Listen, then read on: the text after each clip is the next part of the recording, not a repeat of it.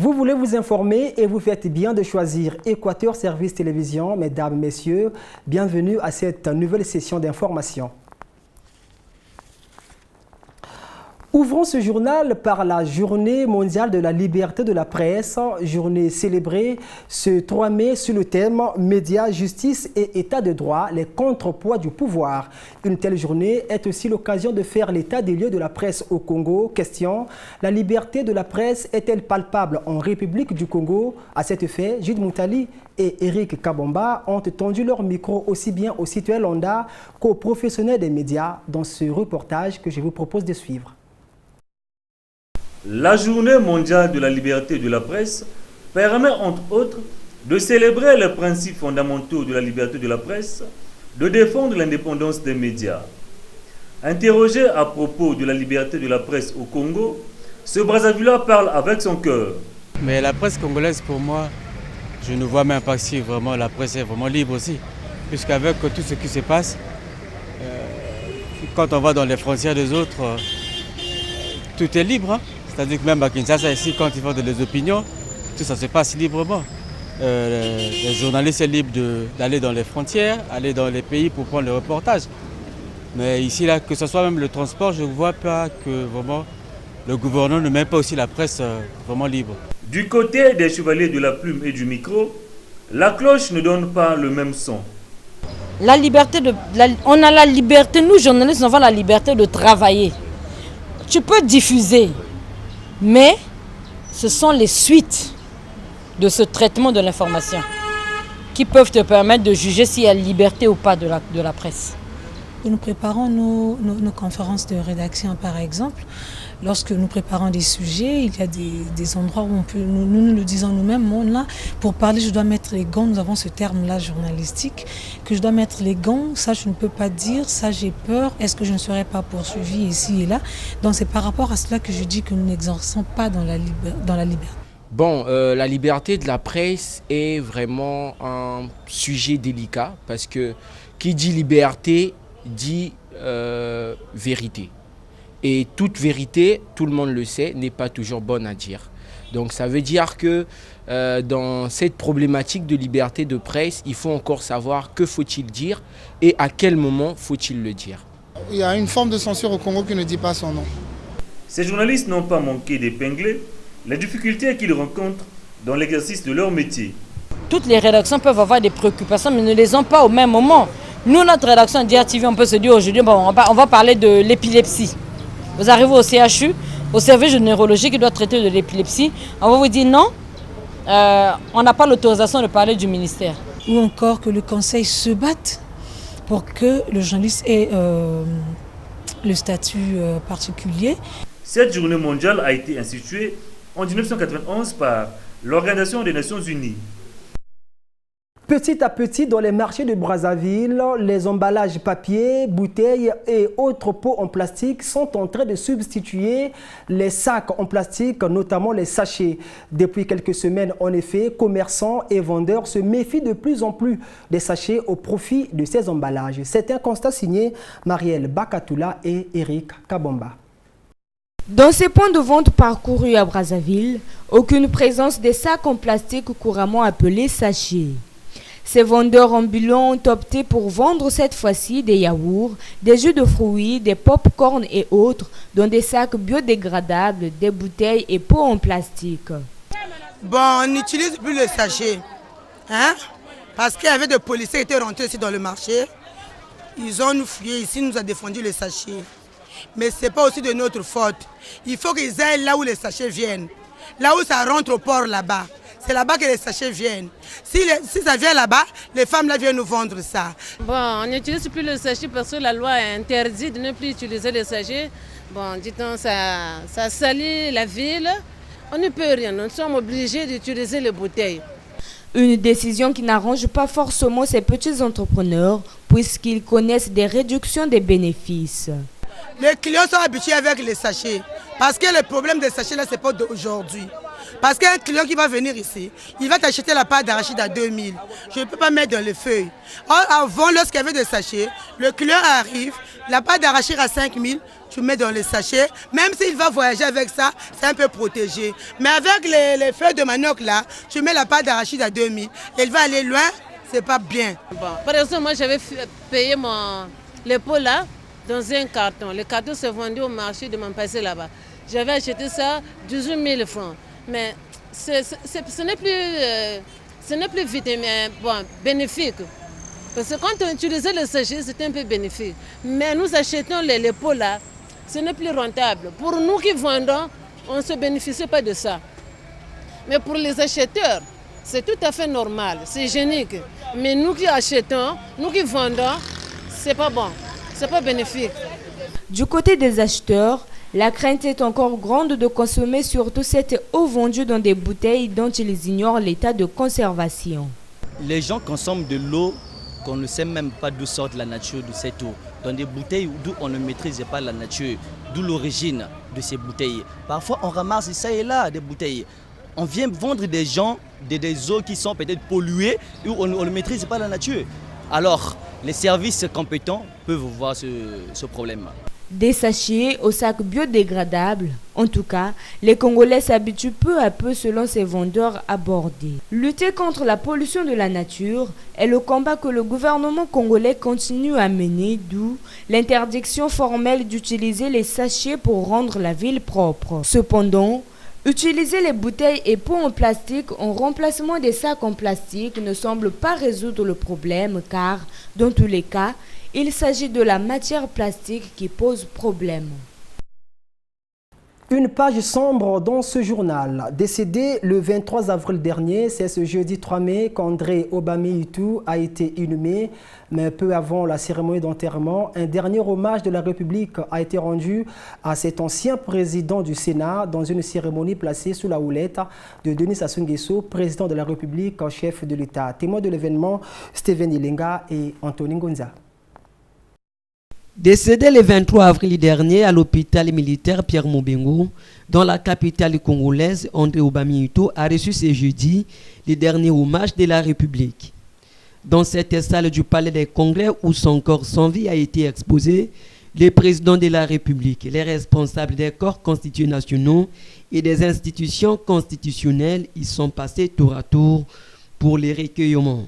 9h 1940 à Mpoué, dans les districts de Gomboma, département des Plateaux, André Obami-Itu a occupé plusieurs fonctions administratives, politiques, sportives et associatives, parmi lesquelles maire de Brazzaville, directeur général de la raffinerie du Congo, président du Sénat, président d'honneur de l'Étoile du Congo.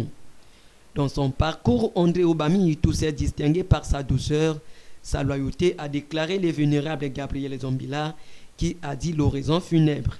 La pratique de la vertu n'étant pas à la portée de tous, le vénérable président André Obami-Itu s'est fait distinguer dans la quête de la vertu. Les grands hommes n'ont pas de nation. Ils appartiennent au monde. Notre frère, père, oncle n'est plus des nôtres. C'est la loi de la nature. Pour ceux qui l'ont connu, la disparition de Obami-Itu est une perte énorme pour la République. Obami-Itu, ce fut un homme de rigueur, de discipline, surtout de simplicité. Il savait quoi dire lorsque ça n'allait pas. Il savait aussi quoi dire lorsque ça allait bien. Ce n'est pas quelqu'un qui rejetait les autres. Il avait besoin de tous les autres pour qu'ensemble nous réfléchissions, pour qu'ensemble nous pensions, pour qu'ensemble nous définissions quelle était la route à suivre. Et je crois qu'au moment où il nous quitte, on avait encore besoin de lui. Pour nous, c'est notre géniteur. Vous avez vu que l'association des anciens parlementaires, c'est la seule association qui est venue ici aujourd'hui. Donc pour vous dire que c'est une structure qu'il a lui-même rêvé quand il était président du Sénat et quand il avait reçu, il a mis tous les moyens pour que cette structure marche. Donc nous sommes là comme les enfants déboussolés, un nouveau-né qui vient de perdre son père. Décédé à l'âge de 78 ans, André Obami-Itu a laissé une veuve et plusieurs enfants. A noter que la dépouille mortelle de l'ancien président du Sénat a été inhumée au mausolée Maringwabi aux côtés d'autres cadres du PCT décédés comme Ambroise Edouard Noumazalaï. Voilà, que la terre lui soit légère. En politique, les avantages et mesures de protection du chef de file de l'opposition sont désormais connus en République du Congo. Le décret relatif a été approuvé mercredi dernier lors du Conseil des ministres tenu sur la houlette de Denis Sassou Nguesso, président de la République. Notons que ce Conseil des ministres avait à son actif 8 affaires. On fait le point avec Deo Gracias Swakoulou et Steven Elenga. Le Conseil des ministres de ce mercredi demain a examiné 6 affaires au titre du ministère de l'Intérieur et de la décentralisation, au nombre desquelles le projet de décret fixant les avantages et les mesures de protection du chef de file de l'opposition politique. Le but étant de poursuivre le perfectionnement et l'installation effective des institutions de la République telles que voulues par le peuple souverain le 25 octobre 2015.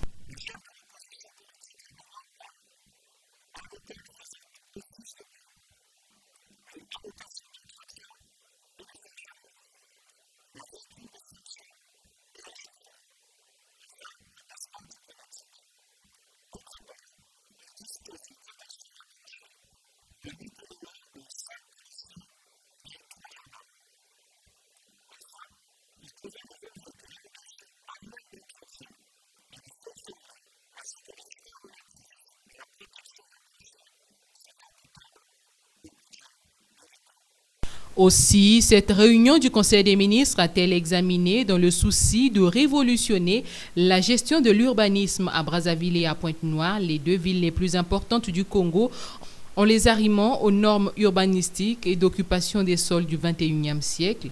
2 projets de décret portant respectivement approbation du schéma directeur d'urbanisme de la ville de Brazzaville et celui de la ville de Pointe-Noire.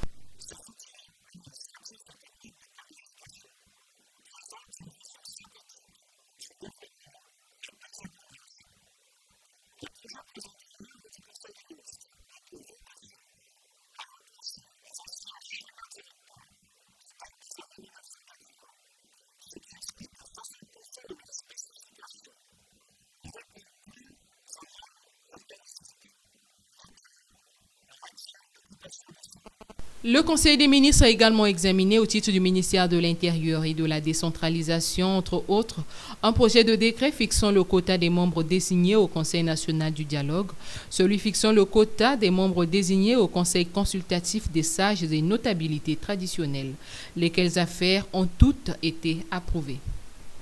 En société, l'arrivée de la téléphonie mobile est une aubaine pour certains Brazzavillois qui se sont donné comme métier la réparation des téléphones. Dans des grands marchés de la capitale, ces réparateurs sont nombreux assis dans des bureaux de fortune où ils sont consultés par une clientèle plutôt confiante. Cependant, la question qui se pose est celle concernant le profil de ces réparateurs de téléphones. Ont-ils vraiment été formés pour exercer ce métier? La réponse dans ce reportage tourné au marché Bernard Colelas ex-Total à Bakongo où nous avons trouvé un bon nombre de ces réparateurs. Ils ont fait de la réparation de téléphone leur principal créneau. Ici au marché Bernard Colelas, ex-Total à Bakongo 2, ces réparateurs, appelés aussi maîtres, ne sont pas novices dans cette activité. Réparateur depuis 7 ans, Harold affirme avoir appris sur le tas le métier qui lui permet de vivre.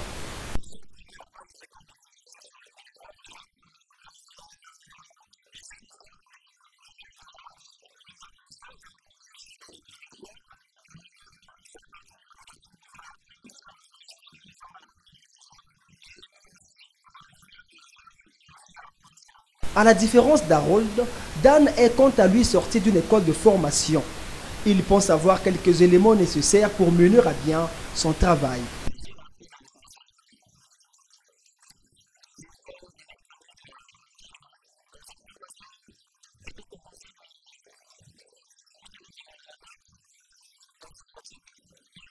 Formé sur le tas ou à l'école, cela n'est pas le cas pour cet autre réparateur qui parle des dons de Dieu.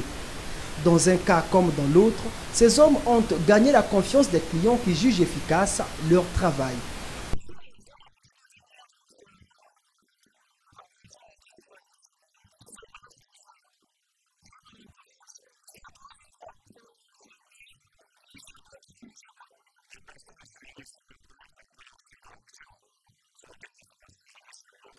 C'est souvent avec un matériel dérisoire que ces réparateurs travaillent. Comment donc arrivent-ils à diagnostiquer les anomalies des téléphones?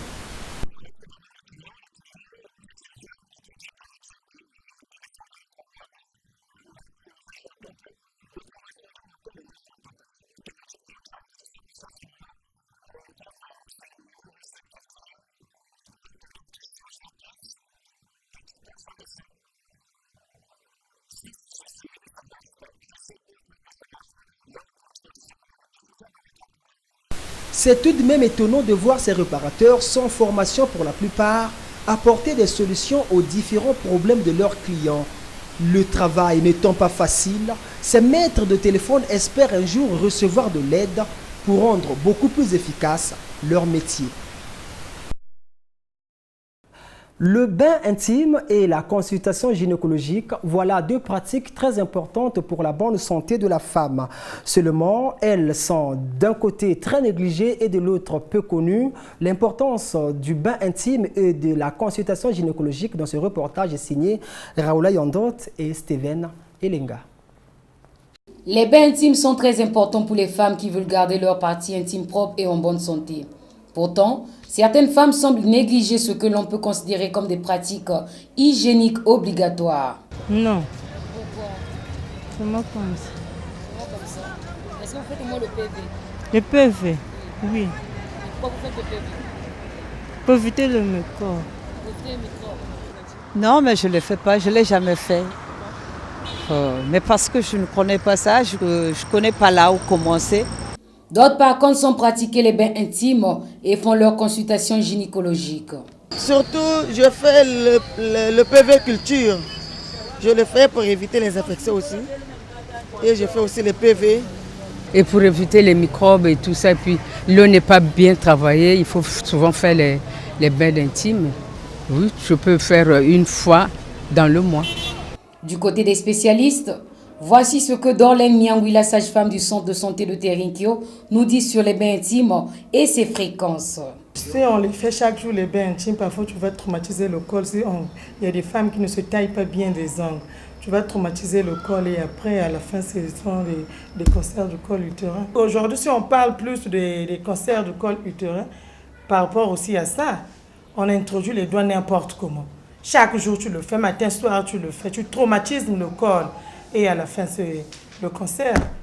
Avant de faire les bains intimes, il est mieux de faire avant tous ces examens gynécologiques, disent les spécialistes. Clôturons ce journal par cette dépêche qui nous vient du Conseil supérieur de la liberté de communication. Dans le cadre de la commémoration de la Journée mondiale de la liberté de la presse, le ministère de la Communication, le Conseil supérieur de la liberté de communication, en partenariat avec l'UNESCO, organise ce vendredi 4 mai 2018 à 10h précises un colloque sous le thème « Médias, justice et état de droit, les contrepoids du pouvoir ». Sont invités les responsables des médias publics et privés, les ONG et associations évoluant dans le domaine de la communication et de l'information. L'activité se tiendra à Edmond Hôtel 6 au plateau des 15 ans. La dépêche est signée Théophile Mietet-Likibi du Conseil supérieur de la liberté de communication. Voilà, c'est la fin de ce journal, mesdames et messieurs. Merci de nous avoir suivis. Vous pouvez retrouver ce journal sur la page Facebook ESTV Presse.